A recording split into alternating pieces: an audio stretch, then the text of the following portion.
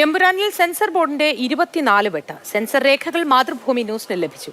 സ്ത്രീകൾക്കെതിരായ അക്രമരംഗങ്ങൾ മുഴുവനും ഒഴിവാക്കി. NIA പറ്റി പരാമർശിക്കുന്ന ഭാഗം മ്യൂട്ട് ചെയ്തു. നന്ദി കാർഡിൽ നിന്ന് സുരേഷ് ഗോപിയുടെ പേര് ഒഴിവാക്കിയിട്ടുണ്ട്. വിശദാംശങ്ങളുമായി ആശംസ് സിദ്ധാർത്ഥ് ചേരുന്നു.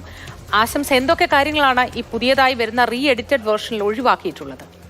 Moti, central board of film certification, അതായത് സെൻസർ ബോർഡിൻ്റെ ഏറ്റവും പുതിയ കുറിപ്പാണ് ഇപ്പോൾ പുറത്തു വന്നിരിക്കുന്നത്. അതായത് നമുക്കറിയാം, സിനിമ 3 മണിക്കൂറോളം ഡ്യൂറേഷൻ ഉള്ളതാണ് സിനിമ. ആ സിനിമയിൽ നിന്ന് 2 മിനിറ്റ് 8 സെക്കൻഡ് ഭാഗങ്ങളാണ് നിലവിൽ വെട്ടിയിട്ടുള്ളത്. അതായത് നേരത്തെ പറഞ്ഞത് 17ഓളം രംഗങ്ങളാണ് ഈ സിനിമയിൽ നിന്ന് കട്ട് ചെയ്ത് ഒഴിവാക്കാൻ പോകുന്നത് എന്നാണ്. എന്നാൽ പക്ഷേ ഇപ്പോൾ വരുന്ന ഏറ്റവും പുതിയ വിവരം 24 രംഗങ്ങളാണ് ഈ സിനിമയിൽ നിന്ന് ഒഴിവാക്കിയിരിക്കുന്നത്.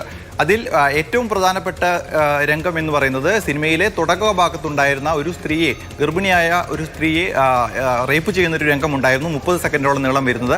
അത് മുഴുവനായി നീക്കം ചെയ്യുന്നു. അതിനോടൊപ്പം തന്നെ NIAയുടെ പേര് പരാമർശിക്കുന്ന ഭാഗങ്ങളുണ്ട്, ആ ഭാഗങ്ങൾ നീക്കം ചെയ്യുന്നു. ബജ്രംഗി ബാബ എന്ന പേരിലുള്ള വില്ലൻ്റെ പേരുണ്ട്, ആ പേര് ഒന്നെങ്കിൽ നീക്കം ചെയ്യും, അല്ലെങ്കിൽ മറ്റൊരു പേര് അതിന് സമാനമായി ഓവർലാപ്പ് ചെയ്തെടുക്കും, അല്ലെങ്കിൽ അവിടെ മ്യൂട്ട് ചെയ്യും. ഇതാണ് ഉദ്ദേശിക്കുന്നത്. എന്തായാലും 3 മിനിറ്റ് 2 മിനിറ്റും 8 സെക്കൻഡും ഈ നേരം ഈ സിനിമയിൽ നിന്ന് കട്ട് ചെയ്യാൻ ഉദ്ദേശിച്ചിട്ടുണ്ട്. ശരി ആശംസ്. 2 മിനിറ്റ് 8 സെക്കൻഡ് നേരമാണ് ഈ സിനിമയിൽ നിന്നും എഡിറ്റ് ചെയ്ത് മാറ്റുക.